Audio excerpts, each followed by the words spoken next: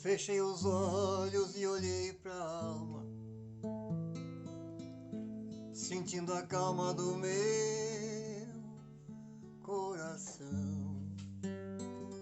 Uma luz celeste acariciava a relva quando eu iniciava minha oração. Uma luz celeste acariciava a relva quando eu iniciava minha oração. E assim envolto nesta harmonia, eu redescobri uma paz sem fim. Senti Jesus na luz melodia que me envolvia, sorrindo pra mim. Senti Jesus na luz melodia que me envolvia, sorrindo pra mim. Fiquei meditando por alguns instantes, em meio às vertentes de tons multicor. O tempo girava nas águas da fonte, num raio brilhante de luz e calor. O tempo brilhava nas águas da fonte, num raio brilhante de luz e calor. Então uma prece cruzava meus lábios, mas minha voz não emitia som. E na sinfonia dos provérbios sábios, arcanjos cantavam, me estendendo as mãos. E na sinfonia dos provérbios sábios, arcanjos cantavam, me estendendo as mãos. Elevei ao alto meu singelo amor ante a imagem meiga do sorriso seu, e nesse jardim ao beijar a flor, senti minha prece falando com Deus. E nesse jardim ao beijar a flor, senti minha prece falando com Deus. Muito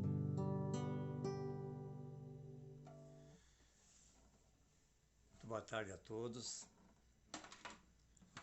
É uma alegria estarmos aqui dividindo esse espaço com vocês.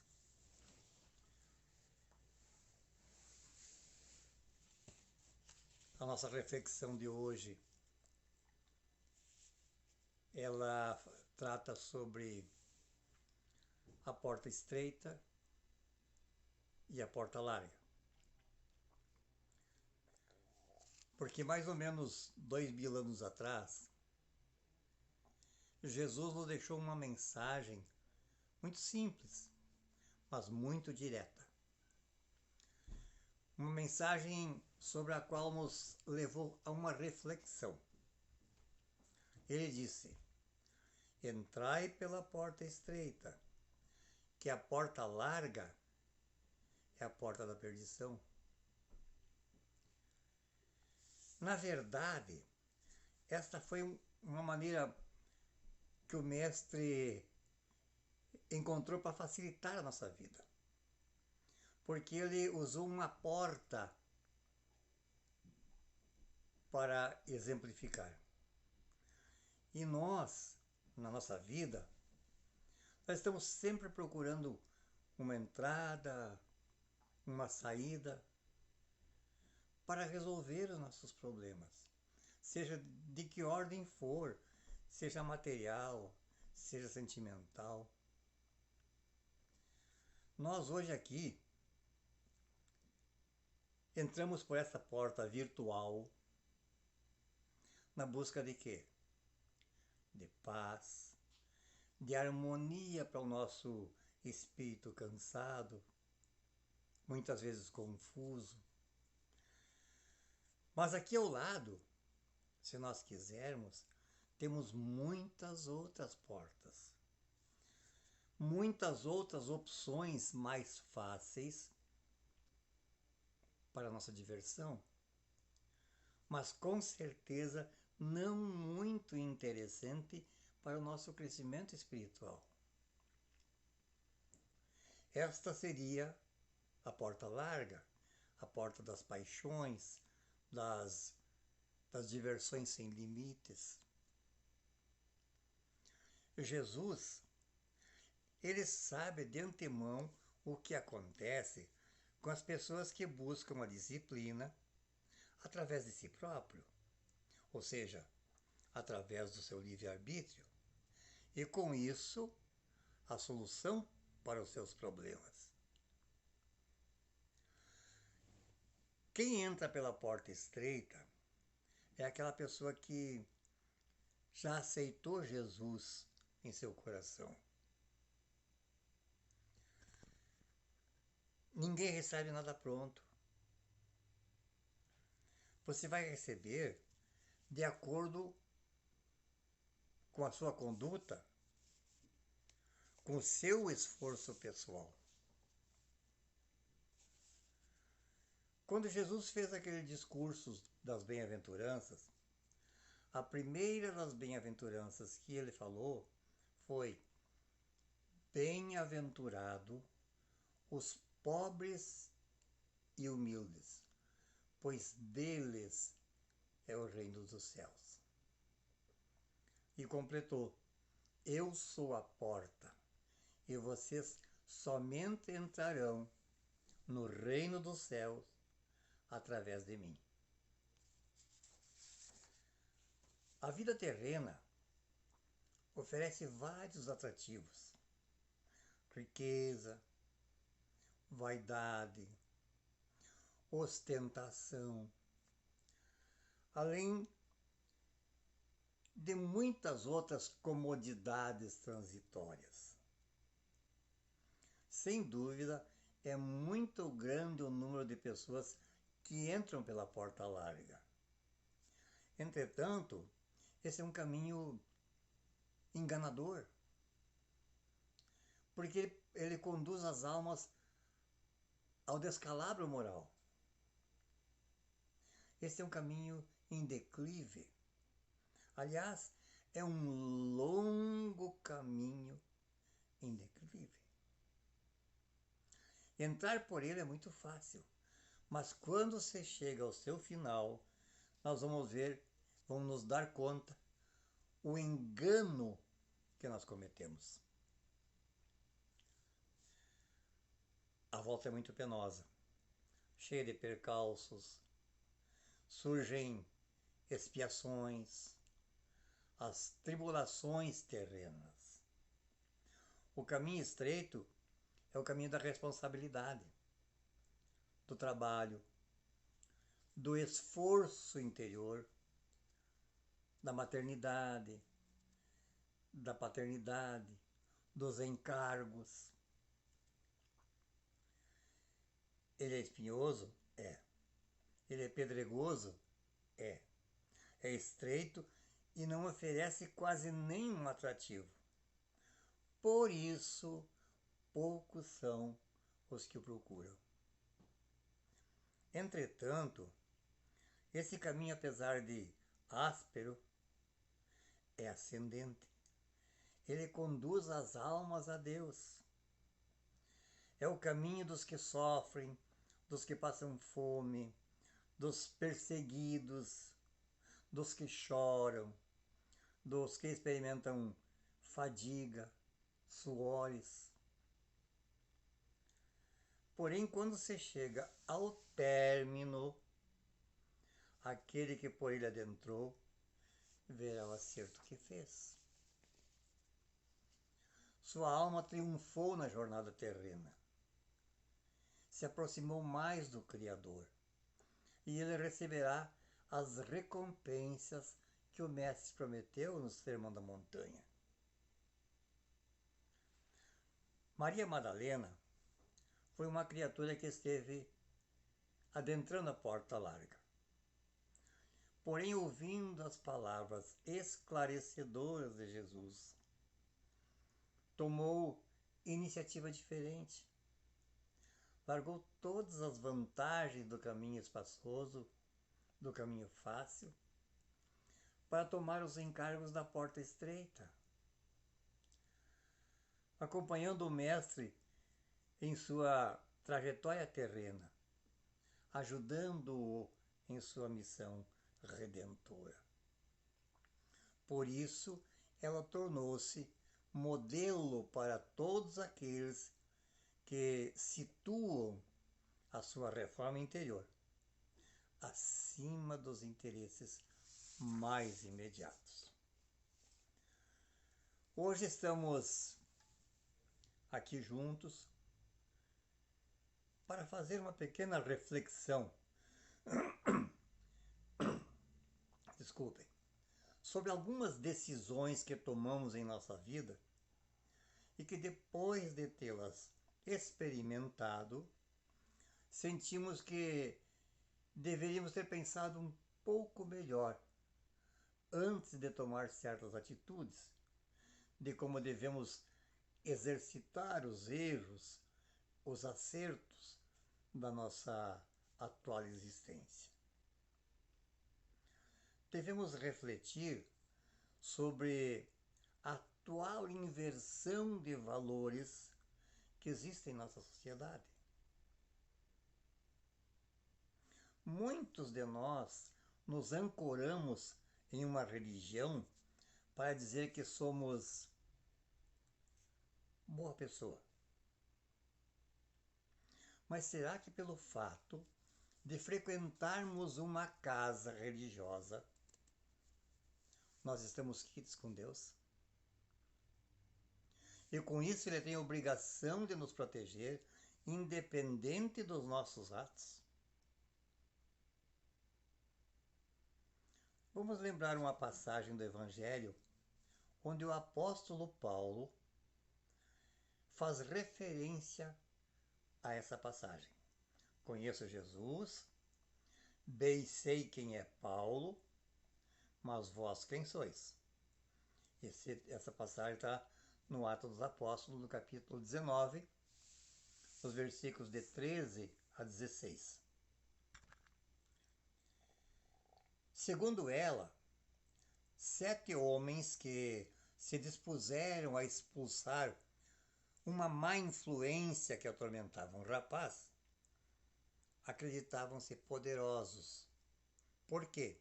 Porque citavam os nomes de Paulo de Tarso, citavam os nomes de Jesus. Só que o resultado foi uma desilusão. O espírito mau deu a eles, e a nós também, uma lição moral muito forte. Ele mostrou que conhecia a força moral de Paulo de Tarso. Ele mostrou que conhecia a força moral de Jesus. Porém, daqueles que impunham seus nomes, ele não tinha nada a dizer. A doutrina espírita ensina que para termos ascendência sobre os maus espíritos, precisamos ter a prática do bem em nossas vidas. Esta força moral nos dá a condição de vencê-los, afastá-los não só dos outros, como de nós mesmos, evitando as obsessões, que são aquelas perseguições intermináveis através das existências. Porém, muitos de nós vivemos de aparência. Por exemplo, o exemplo digo não nos acompanha. Frequentar uma religião, por exemplo, não é o fim, mas sim é o meio que nos levará a nos conscientizarmos das imperfeições que nos cercam e nos alertar do mau caminho. Mas o serviço aí, na religião, está apenas começando. Necessitamos praticar e que aprendemos que para termos a coragem e o merecimento de vencermos os problemas e as influenciações que nos afligem, nós temos que realmente começar a praticar. Nós deveríamos fazer sempre uma reflexão sobre o que estamos fazendo aqui. O que buscamos quando frequentamos palestras em casa de religião, culto, missa? Que objetivo isso terá em nossa vida? Nem todo o que diz Senhor, Senhor entrará no reino do céu, mas sim aquele que faz a vontade do meu Pai. Este entrará no reino dos céus. Muitos me dirão naquele dia: Senhor, Senhor, não é assim que profetizamos em teu nome? Em teu nome expelimos demônio? Em teu nome obramos muitos prodígios? E eu lhes direi, e com uma voz bem inteligível: apartai-vos de mim, vós que obrais iniquidades. Ali haverá ranger de dentes. Isso está em Mateus, capítulo 7, versículo 21 a 23. Jesus mostra nesta passagem que não há preferência religiosa no mundo espiritual. E demonstrou sim que nada adianta colocarmos-nos como religiosos se no dia a dia somos impacientes, orgulhosos, egoístas, avarentos e abusamos da sensualidade e da violência. Enfim, se praticamos a iniquidade. O conhecimento das leis de Deus, ao contrário de nos proteger, poderá nos trazer mais condições de sofrimento na vida. Isso porque Jesus disse que muito será pedido a quem muito recebeu. Portanto, se somos adeptos de uma religião, se falamos em nome dela, se a estudamos constantemente, Deus vai esperar de nós atos melhores em comparação com aqueles que não tiveram nenhuma oportunidade de aprendizado. A nossa vida no centro espírita, na igreja ou em qualquer templo, estará nos dando uma enorme responsabilidade perante a vida. É que a partir de então, precisaremos medir as nossas atitudes, buscar fazer ao próximo o que nós desejamos que seja feito por nós. Diante de tudo que foi exposto, nós poderíamos pensar que seria mais fácil e tranquilo se não tivéssemos, então, o conhecimento da lei, não é mesmo? Mas isso não é verdade. Porque se o conhecimento nos traz responsabilidades, a falta dele nos deixará na ignorância. E a ignorância é a prisão do ser. Esse ser que vive escravo de suas próprias imperfeições. Deus é soberanamente justo e bom e nos permite que reparamos as nossas faltas cometidas em qualquer das nossas existências. E por isso que vivemos encarnados. Nesta que é, com certeza, a nossa mais importante encarnação. Porque nela nós estamos tendo esta oportunidade. Quanto mais agirmos contra as leis, mais sofremos. Esta é a lei da ação e da reação. É a lei do plantio e da colheita. Se plantamos erro, colheremos angústia, desilusão. O plantio é opcional. A colheita, segundo Jesus, é obrigatória. Somente esse conhecimento nos trará responsabilidade, evita que nos equivoquemos e, consequentemente, iremos conseguir, então, a verdadeira liberdade, a verdadeira felicidade, essa felicidade tão almejada por todos. Não as passageiras, mas as eternas. Não podemos nos esquecer que o mundo material prega exatamente o contrário, dando ao homem prazeres efêmeros. Então vamos recordar esta passagem do Evangelho de Mateus. Entrai pela porta estreita, porque larga é a porta e espaçoso o caminho da perdição. E muitos são os que entram por ela. Que estreita é a porta e apertado o caminho que leva para a vida. E poucos são os que acertam com ela. É muito fácil viver com irresponsabilidade, longe dos princípios cristãos.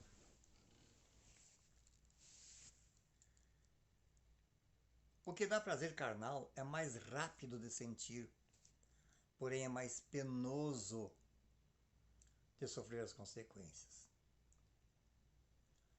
É muito fácil entregar-se ao adultério do que preservar a fidelidade.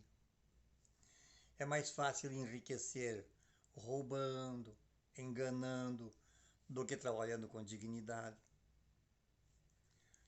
É melhor assistir programas sensacionalistas que estimulam as más paixões do que irmos a uma casa religiosa, ou então lermos um livro edificante. Enfim, devido ao atraso do nosso espírito, gostamos mais do que encanta os olhos do que aquilo que fala a razão.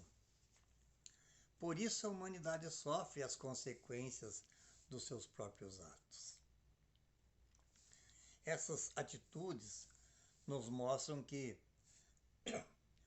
o grande mal da sociedade é a ignorância, e não a falta de dinheiro, a violência. Porque a falta de dinheiro e violência só existem devido à falta de conhecimento e principalmente à falta da prática dos ensinos de Jesus. Isso quer dizer que devemos viver mais uma vida normal, sem exagero, longe de tudo aquilo que satisfaz somente os nossos desejos carnais. Devemos saber exercitar o nosso livre-arbítrio. Na Revista Espírita número 10, de outubro de 1863, nós vamos encontrar o seguinte texto. Sem dúvida, Deus sabe quanto tempo cada um porá para chegar ao objetivo. Mas como todo progresso deve resultar de um esforço feito para cumpri-lo, não haveria nenhum mérito se o homem não tivesse a liberdade de tomar tal ou tal caminho. Depende, pois, de cada um abreviar a prova que deve sofrer. E para isso, guias bastante numerosos lhe são concedidos, para que seja inteiramente responsável por sua recusa de seguir seus conselhos. E ainda nesse caso existe um meio certo de abrandar a sua punição, dando sinais de um arrependimento sincero, recorrendo à prece que nunca falta de ser atendida. Isso quando feita com fervor, quando feita com o coração. O livre-arbítrio existe, pois muito realmente no homem, mas com um guia, a consciência. Quem assina é um espírito familiar. Todas as coisas me são lícitas. Palavras de Paulo. Mas nem todas as coisas me convêm. Todas as coisas me são lícitas, mas nem todas as coisas me edificam. A doutrina espírita e o apóstolo Paulo respondem esta dúvida.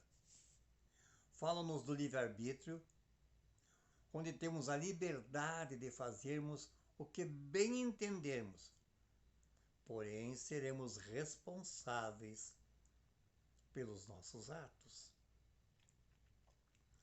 Diz Paulo que podemos fazer de tudo, mas será que tudo nos convém? Não há proibição para o espírita, para o cristão, que é a mesma coisa. Há sim a conscientização do que é bom ou ruim para a nossa elevação espiritual. Seguir o caminho é problema exclusivamente nosso. Então, eu não estou aqui afirmando que nós temos que viver uma vida santificada, sem erro, pois por mais que nós tentássemos, não conseguiríamos. Isso no atual estágio evolutivo que nós nos encontramos. O que precisamos é buscar dominar constantemente as nossas más tendências, mas com sinceridade no coração. Se gostamos de conforto, vamos trabalhar para tal. Mas não vamos nos tornar escravos do dinheiro, que nos fará afastar das coisas de Deus. Se o sexo nos faz bem, devemos fazê-lo de forma responsável, sem desvario, para que não passe a atormentar o próprio psiquismo. A diversão, o lazer, eles relaxam-nos. E isso é ótimo. Mas não devemos viver uma vida sem responsabilidade. Inútil. Pois existe hora e lugar para nos divertirmos com responsabilidade. Em função do nosso livre-arbítrio, sabemos que tudo nos é lícito, mas muitas coisas não nos convêm, devido às consequências que traz. Quando estamos conscientes das obrigações morais e intelectuais que devemos ter, Deus não falha conosco. E se Deus é por nós, quem será contra? Paulo, Romanos 8, versículo 31. Sim, pois é Jesus quem diz que, se buscarmos primeiro as coisas divinas, todo o restante nos será acrescentado. E o Pai irá nos amparar nos problemas que nos afligem. Nenhuma angústia, obsessão ou dúvida conseguirá nos tirar do caminho do bem, pois estamos cientes dos objetivos a que nós nos propomos. E para concluir, meus irmãos, se nós quisermos, este é o momento. Se nós quisermos, este é o momento da mudança interior. Jesus só espera o nosso primeiro passo para poder influenciar na vida de cada um de nós. Nosso querido irmão espera que façamos a nossa parte para que ele possa fazer a dele. E então entrarmos no reino do céu, que é a paz de espírito que nós tanto almejamos.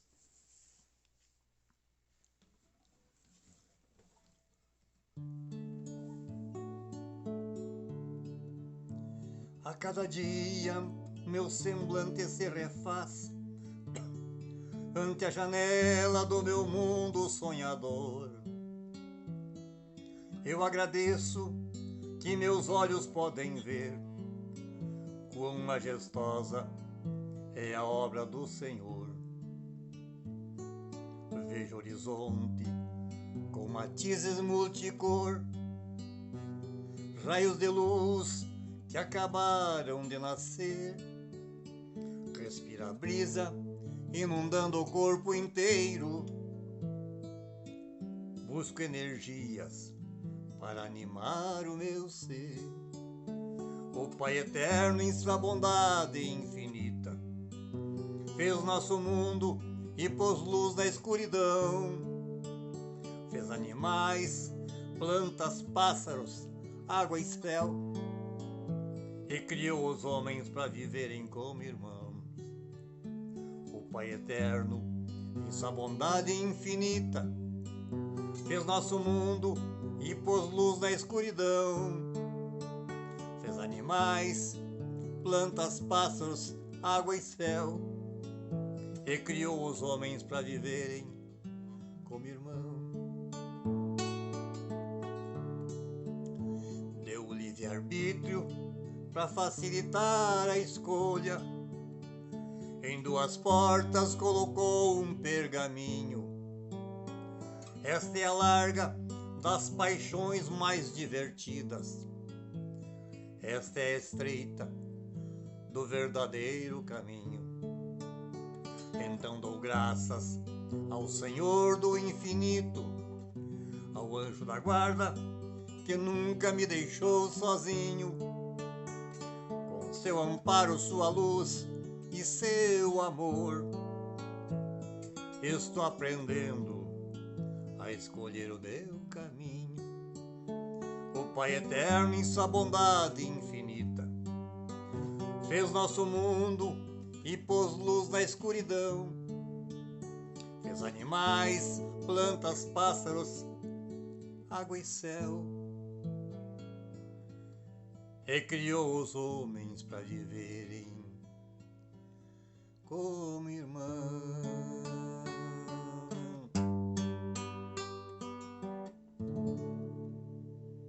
Que assim seja.